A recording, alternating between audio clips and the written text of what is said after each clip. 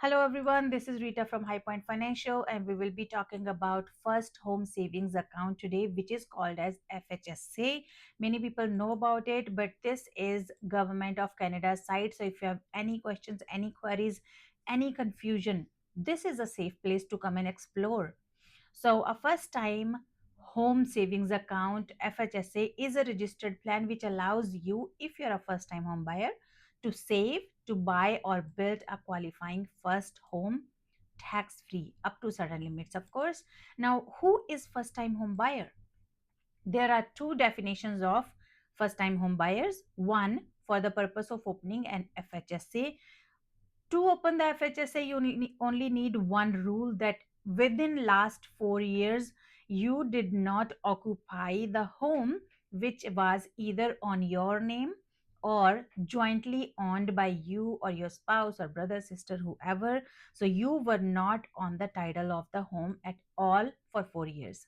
Second, for the purpose of qualifying withdrawal, you still have to be considered as first time home buyer. There is only one exception for the withdrawal, that if you have made withdrawal within the 30 years immediately before the actual withdrawal, that's the exception. Otherwise, same rule applies. Within 4 years you did not occupy a home. Okay, now that was first time home buyer and the definition. Now let's talk about participating in FHSA. That means how to calculate your FHSA participation room. We will not go too deep into the calculation. You take your time and find FHSA calculator. It's easy, available at Government of Canada's website. If you can see how to calculate your FHSA participating room, but here you only have to keep two rules in mind. One is 8,000 FHSA participation room annually. Annual contribution room is 8,000. Second, 40,000 lifetime contribution room. So that's the cap. Rest, when you open your CRA account, under that you will be able to see how much contribution room do you have in CRA, and according to that you can contribute in that. But two simple rules: 8,000 per year, 40,000 lifetime. That's all. In the Government of Canada's website, there are so many examples. If you want to come and explore, that's all up to you. But yes, before opening the account, you should explore. Okay, now let's go and talk about the withdrawals. Now, making qualifying withdrawal from FHSA, you open the you open the FHSA, and now it's time for the withdrawal.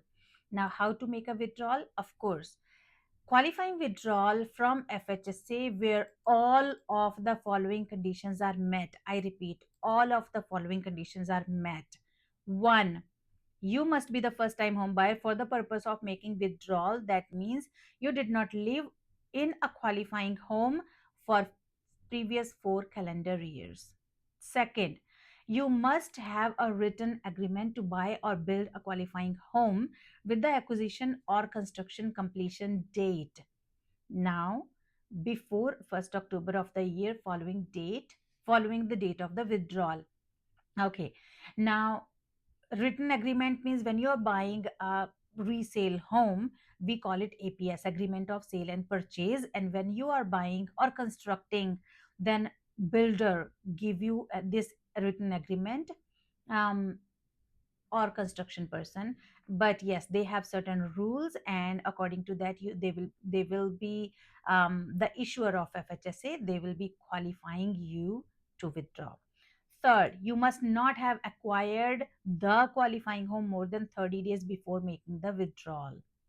Okay, so you must be Canadian, resident of Canada. And when we talk about resident of Canada, that means you have spent at least 2 years in Canada.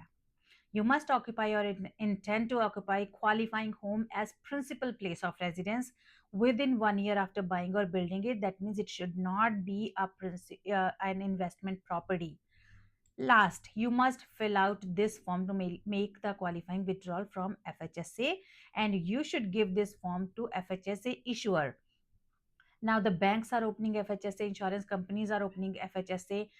open the FHSA where you are getting maximum growth, because the growth on the investment does not take your participation room, and that's free.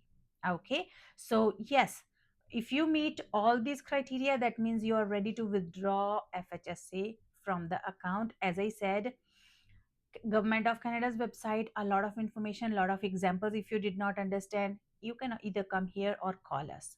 Okay, now let's talk about tax deductions. There are a lot of complicated information, but yes, amounts that cannot be deducted. FHSA is a tax deductible. That means you can use the contribution to reduce your taxes. Now, there are some amounts that cannot be deducted when you are going into FHSA, and mainly of them are, if you paid excess into FHSA over 40,000 or 8,000 of your annual income, then yes, that will not be tax deductible. Um, if you have lifetime FHSA limit of 40,000 and you have extra, there is reparticipation room rules that we will talk about later. But yes, come and explore here. There are many rules, there are many amounts, there are some transfer rules that cannot be deducted. There are the rules of excess FHSA amounts. So explore or talk.